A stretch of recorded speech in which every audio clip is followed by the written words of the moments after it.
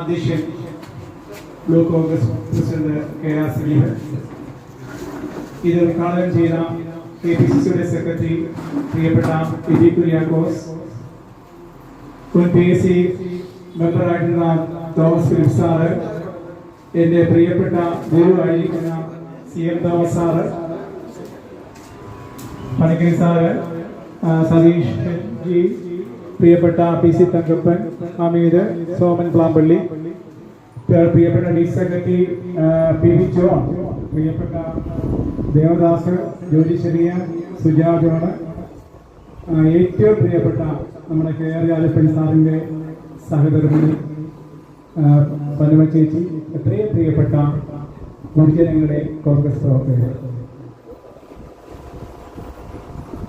മഹാത്മാഗാന്ധി വെടിയേറ്റ് മരിച്ചപ്പോൾ ഇന്ത്യയോടായി ജവഹർലാൽ നെഹ്റു പറഞ്ഞ വികാരനിർഭരമായ ഒരു വാക്കുണ്ട്: The light has gone out our knees.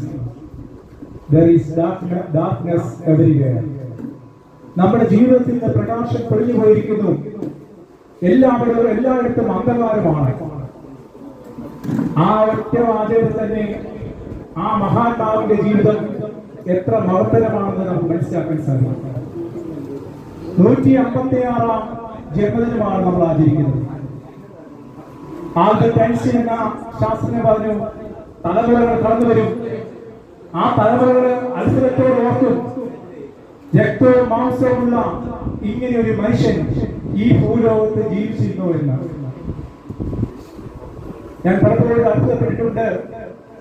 ആകർഷമായ വസ്ത്രങ്ങളൊന്നുമില്ലാതെ, പല്ലില്ലാത്ത, പല്ലിന് കുറഞ്ഞ ചിരിയുമായിട്ട് ആ മഹാത്മാവ് നടന്നു പോകുമ്പോൾ ജനലക്ഷങ്ങൾ പുറകെ പോവുകയാണ്.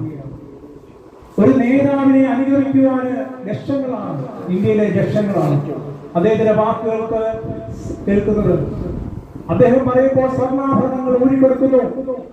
ഈ മഹാത്മാവ് സംസാരിക്കുന്നത് നമുക്ക് വേണ്ടിയാണ്, നമ്മുടെയാണെന്നുള്ള വികാരം. ആ മഹാത്മാഗാന്ധിയെ ഇകഴ്ത്തുവാൻ ശ്രമിക്കുകയാണ്. അവരാണ് ഇന്ന് കഴിഞ്ഞ ദിവസം പ്രശംസിച്ചത്, നരേന്ദ്രമോദി ഉൾപ്പെടെയുള്ളവർ. ഞാൻ എന്തിന് മഹാത്മാഗാന്ധിയെ കൊന്നു എന്ന പുസ്തകം, നാഥുറാം ഗോഡ്സെയുടെ പുസ്തകം, മലയാള വിവർത്തനം വീടുകളിൽ വിൽപ്പന നടത്തുന്ന